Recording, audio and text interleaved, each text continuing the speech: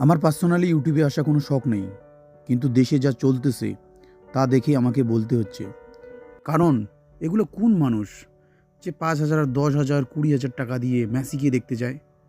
আমাদের দেশের সুনীল ছেত্রী বারবার রিকোয়েস্ট করে একবার একটা ম্যাচ দেখ। আমি খুব খুশি হয়েছি মন থেকে যে এরকম পাবলিকের সাথে এরকম হয়েছে, ঠিক আছে, যে নিজের দেশের ফুটবলকে সাপোর্ট করে না, ঠিক আছে না, বাইরের ফুটবল প্লেয়ারকে সাপোর্ট করে। আমি বলতেছি না যে মেসি খারাপ, ঠিক আছে, মেসি ওয়ার্ল্ডের মধ্যে নাম্বার 1 প্লেয়ার, ঠিক আছে।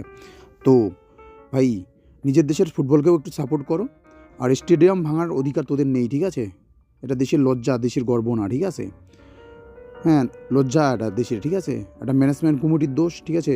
তো ম্যানেজমেন্ট কমিটিকে ধরো, অন্য ব্যবস্থা আছে, অন্য ব্যবস্থা নাও, ঠিক আছে।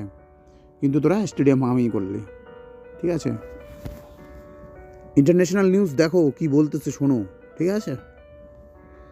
মানুষ কেন সারা জীবন সাধারণ থাকে জানেন? কারণ তারা মানুষকে ভগবান ভাবে। মানুষ কোনোদিনও ভগবান হতে পারে না, ঠিক আছে। এটা কথা মনে রাখবেন, ঠিক আছে। আমি জানি ভালো খেলে, আমিও খেলা দেখি, ঠিক আছে।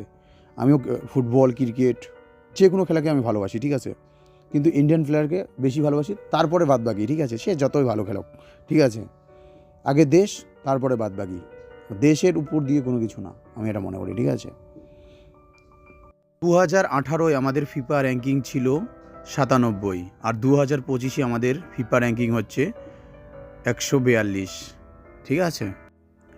এশিয়ার মধ্যেও দেখো, এশিয়ার মধ্যে হচ্ছে 42-এর মধ্যে 27 ইন্ডিয়া র্যাঙ্কিং, ঠিক আছে। তো এটাই বলার ছিল যে ইন্ডিয়ান ফুটবলকে সাপোর্ট করো, এটাই আমি বলবো, ঠিক আছে না। আর দুটো ভিডিও লাগাই দিলাম, এটা দেখো, যাও, ঠিক আছে। ধন্যবাদ। লাইক শেয়ার করলে করো, আপনাদের মর্জি, ঠিক আছে। Request you, come and watch us in the stadiums. Scream at us, shout at us, abuse us. Who knows? One day, we might change you guys. Kerala में 150 करोड़ रुपए खर्च कर 150 करोड़ रुपया अगर तुम मुझे दे दोगे, मैं तुम्हें गारंटी देता हूँ कि तुम्हारे को मैं 10 मेसी भी निकालूंगा और वर्ल्ड कप भी पहुंचाऊंगा।